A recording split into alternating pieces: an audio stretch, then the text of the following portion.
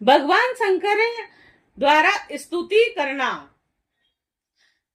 भगवान शंकर ने कहा, प्रभु आप वेद मंत्रों में तात्पर्य रूप से छिपे हुए परम ज्योति स्वरूप पर ब्रह्म हैं और शुद्ध हृदय महात्मा गण आपके आकाश के समान सर्वव्यापक और निर्विकार निर्लेप स्वरूप का साक्षात्कार करते हैं। आकाश आपकी नाभि है और अग्नि मुख है और जल वीर्य है। स्वर्ग सिर, दिशाएं कान और पृथ्वी चरण है। चंद्रमा मन और सूर्य नेत्र हैं और मैं शिव आपका अहंकार हूँ और समुद्र आपका पेट है और इंद्र भुजा है और धनिया आदि औषधियां रोम है। मेघ केश है और ब्रह्म बुद्धि है और प्रजापति लिंग है और धर्म हृदय है। और इस प्रकार समस्त लोग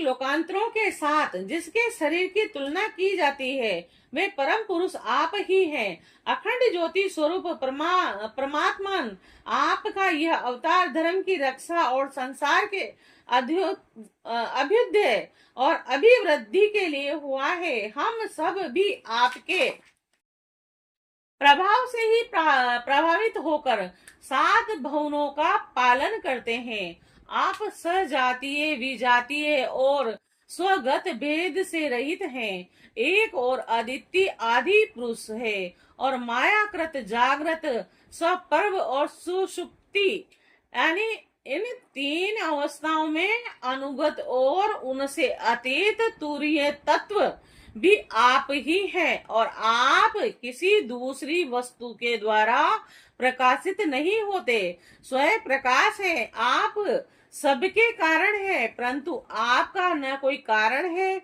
और न तो आप में कारण पना ही है। भगवान, ऐसा होने पर भी आप तीनों गुणों की विभिन्न विषमताओं को प्रकाशित करने के लिए अपनी माया से देवता, पशु, पक्षी, मनुष्य आदि शरीरों के अनुसार विभिन्न विभिन्न रूपों में प्रतीत होते हैं। प्रभु, जैसे सूर्य अपनी छाया बादलों से ढक जाता है और उन बादलों तथा विभिन्न रूपों को प्रकाशित करता है, उसी प्रकार आप तो स्वयं प्रकाश हैं, परंतु गुणों के द्वारा मानो ढक से जाते हैं और समस्त गुणों तथा गुणाभिमानी जीवों को प्रकाशित करते हैं। वास्तव में आप अनंत हैं। हे अनंत भगवान, आपकी माया से मोहित होकर लोग स्त्री पुरुष देह गेह आदि आसक्त हो जाते हैं, फिर दुख के अपार सागर में डूबने उतारने लगते हैं। संसार के मानवों को यह मनुष्य शरीर आपने अत्यंत कृपा करके दिया है। जो पुरुष इसे पाकर भी अपनी इंद्रियों को वश में नहीं करता और आपके चरण कमलों का आश्रय नहीं लेता, उनका सेवन नहीं करना, उनका जीवन अत्यंत शोचनीय है और वह स्वयं अपने आप को धोखा दे रहे हैं। प्रभु, आप समस्त प्राणियों के आत्मा, प्रियतम और ईश्वर है और जो मनुष्य का ग्रास मनुष्य आपको छोड़ देता है और अनात्म दुख रूप एवं तुच्छ विषयों से सुख बुद्धि करके उनके पीछे भटकता है, वह इतना मूर्ख है कि अमृत को छोड़कर विष पी रहा है।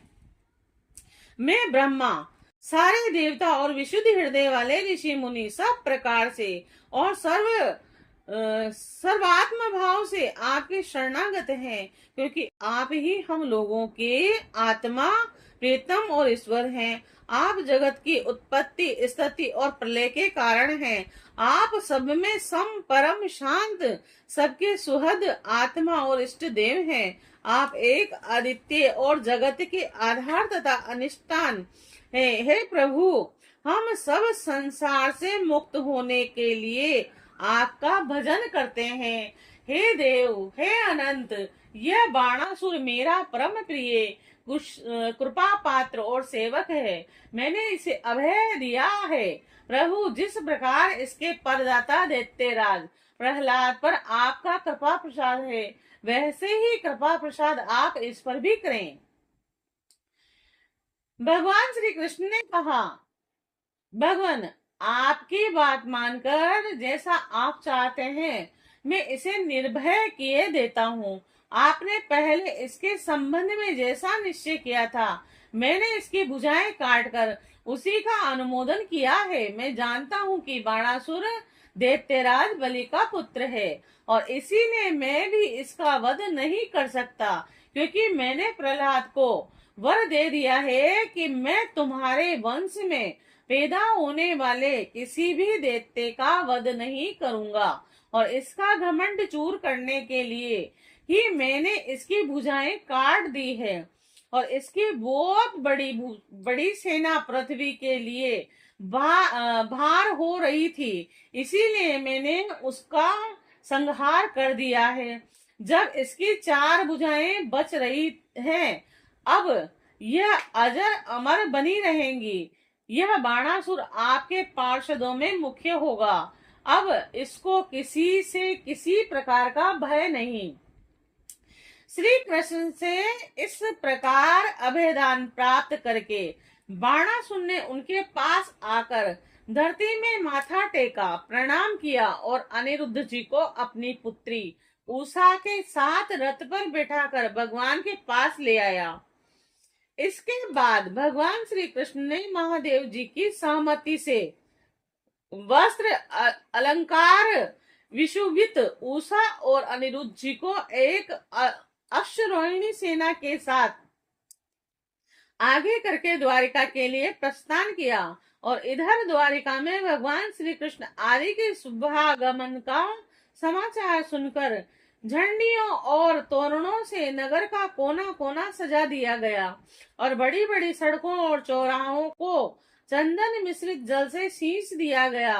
नगर के नागरिकों, बंधु बांधवों और ब्राह्मणों ने आगे आकर खूब धूमधाम से भगवान का स्वागत किया और उस समय शंख, नगाड़ों और ढोलों की तुमुल ध्वनि हो रही थी।